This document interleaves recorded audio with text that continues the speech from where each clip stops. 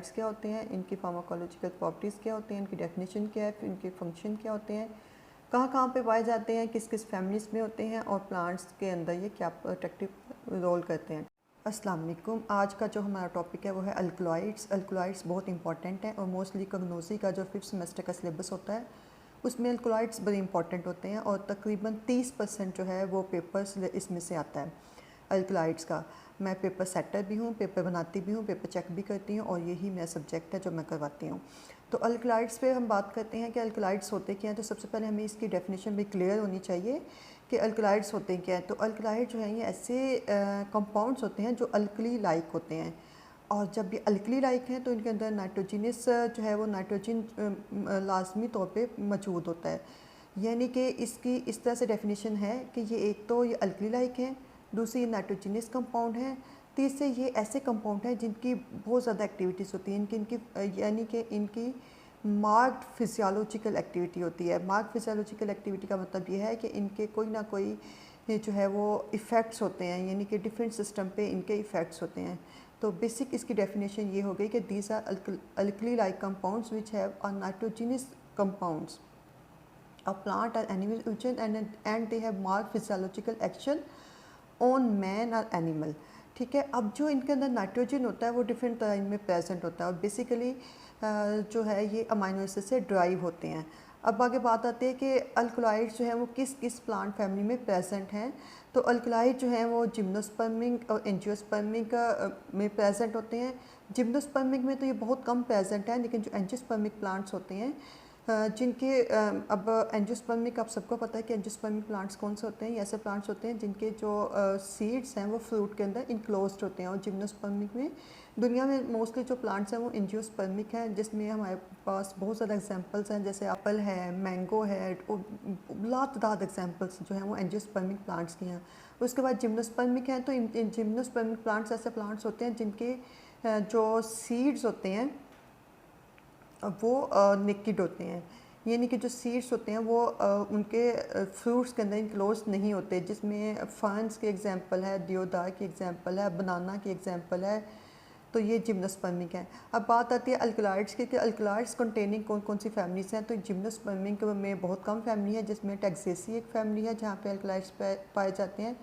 दूसरा एंजियोस्पर्मिक में फैमिलीज़ हैं जिसमें लेगिम्नोसी है, पेपावेरेसाई है, रेन्यूनकुलेसी है, रूबिएसियाई है, सलोनिएसियाई, बर्बेरिडिएसियाई और इसके अलावा लेबिएटी और रोजेसी इसमें भी जो है वो हैं, लेकिन फ्री हैं, ऑलमोस्ट फ्री ऑफ अल्कलॉइड्स, यानी कि इसमें अल्कलॉइड्स जो हैं वो कम हैं।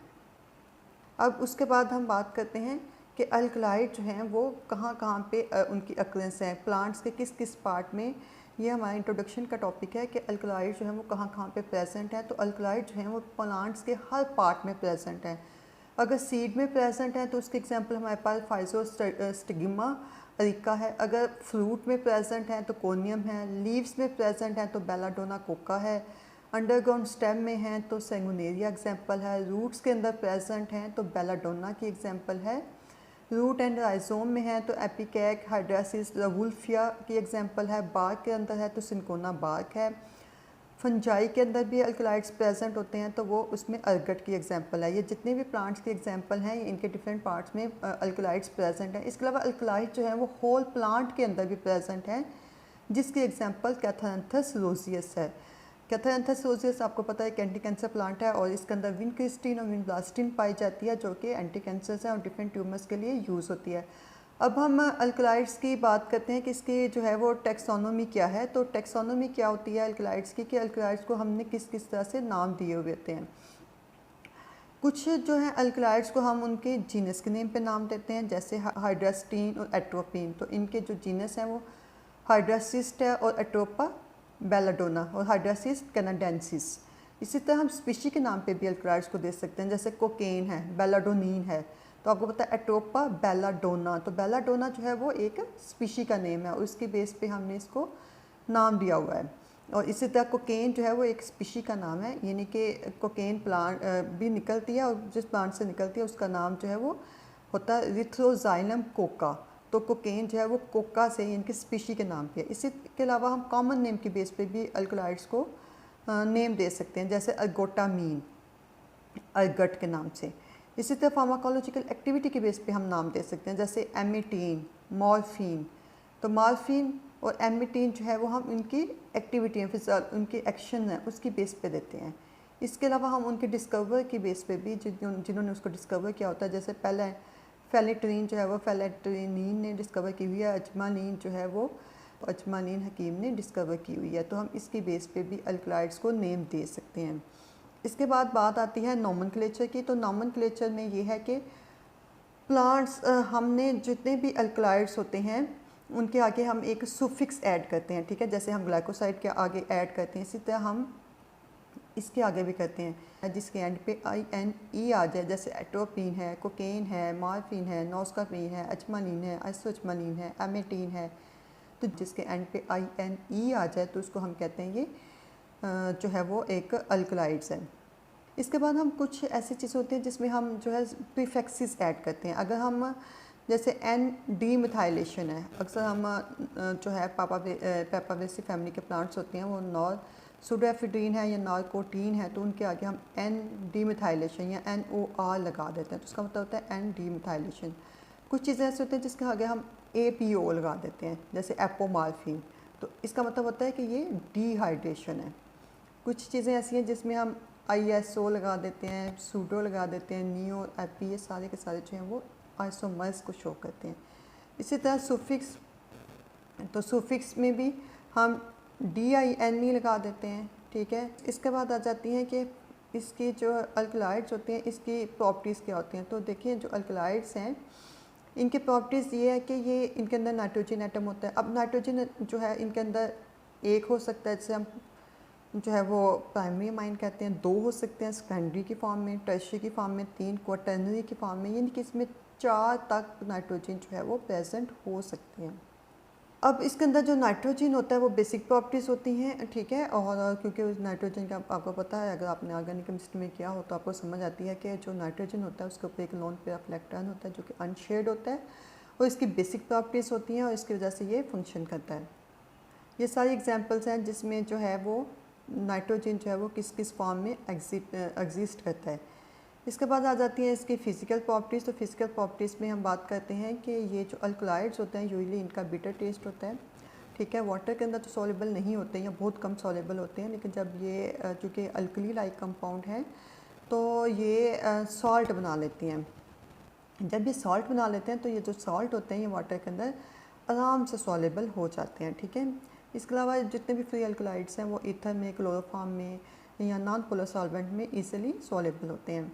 ज़्यादातर जो अल्कलाइड्स होते हैं वो क्रिस्टलाइन सॉलिड होते हैं, बहुत कम जो है वो अमॉर्फस हैं, और कुछ जैसे हैं जो लिक्विड होते हैं, और लिक्विड ऐसे होते हैं जिनके अंदर ऑक्सीजन नहीं होती, जिसके एग्जांपल निकोटीन की है, कोनीन की है, स्पार्टीन की है। इसके अलावा जितने भी इसके सॉल्ट हैं वो सारे के सारे क्रिस्टलाइन इन नेचर होते हैं। अब हम बात करते हैं केमिकल प्रॉपर्टीज़ की। तो केमिकल प्रॉपर्टीज़ में इसमें कार्बन, हाइड्रोजन और नाइट्रोजन जो है वो प्रेजेंट होते हैं। ऑक्सीजन जो होता है वो हो भी सकता है और नहीं भी होता, ठीक है। इसके अलावा ये सॉल्ट बनाते हैं क्योंकि इनकी बेसिक प्रॉपर्टीज़ हैं, वाटर के साथ एसिड फ्रीली सॉल्युबल हो जाते हैं, स्ट्रॉन्ग एसिड बनाते हैं सॉल्ट के वीक बेसिस से, इनके वीक बेस जो हैं वो अनस्टेबल होते हैं, ठीक है। इसके अलावा हमने जो इम्पोर्टेंट है वो ये है कि अल्कलाइड्स जो हैं इनकी प्लांट के अंदर क्या अहमियत है।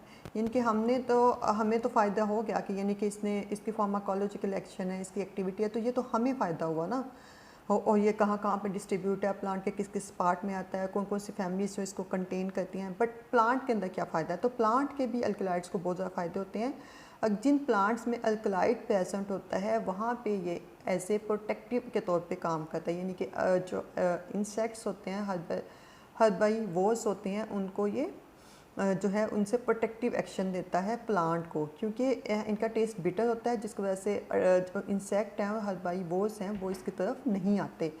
इसके अलावा ये डिटॉक्सिफिकेशन के एंड प्रोडक्ट्स होते हैं, यानी कि ये कंपाउंड्स के मेटाबॉलिक प्रोसेस को लॉकअप कर सकते हैं, ऐसे कंपाउंड्स को जो कि प्लांट्स के लिए हार्मफुल हो। इसके अलावा एक जो है वो ग्रोथ रेगुलेटर्स के तौर पे काम करते हैं। आपने बड़ा इंपॉर्टेंट एक ग्रोथ रेगुलेटर्स 4th सेमेस्टर में किया होगा जिसका नाम होता है इंडोल एस्टिक एसिड या ऑक्सिन, तो वो यही होता है, ठीक है। वो अल्कलाइड्स के नेचर का होता है, ठीक है। इसके अलावा ये प्लांट्स को, चूँकि इसके अंदर नाइट्रोजन है, तो ये प्लांट्स को नाइट्रोजन भी प्रोवाइड करते हैं in case of nitrogen deficiency. इसके अलावा ये जो है ये सोर्स ऑफ एनर्जी के तौर पे भी यूज़ होते हैं in case of deficiency in carbon dioxide absorption, ठीक है, क्योंकि अल्कलाइज के अंदर जो है वो एक शुगर मोइटी भी होती है। Like many other secondary metabolic products alkaloids may be thought of resulting from a metabolic error. उसके बाद आ जाती है इसकी क्लासिफिकेशन। तो क्लासिफिकेशन बड़ा इंपॉर्टेंट टॉपिक है। क्लासिफिकेशन में हमारे पास इसकी 9 क्लासिफिकेशन है जिसको हम डिफरेंट सिस्टम के साथ इसको क्लासीफाई करते हैं। क्लासिफिकेशन को देने के तरीके ये हैं कि हम इसको क्लासीफाई करते हैं on the basis of biochemical origin के बेस पे, फार्माकोलॉजिकल एक्शन के बेस पे और केमिकल स्ट्रक्चर के बेस पे। इन बेसिस पे हम प्लांट्स को क्लासीफाई करते हैं। आज का लेक्चर इतना ही है। हम क्लासिफिकेशन को डिटेल्स में नेक्स्ट लेक्चर में करेंगे क्योंकि ये बड़ा इंपॉर्टेंट है। अक्सर पूछा जाता है कि ट्रू अल्कलाइड्स कौन से होते हैं, प्रोटो अल्कलाइड्स कौन से हैं और सूडो अल्कलाइड्स कौन से हैं। तो वो हम नेक्स्ट लेक्चर में करेंगे। थैंक यू, अल्लाह हाफिज़।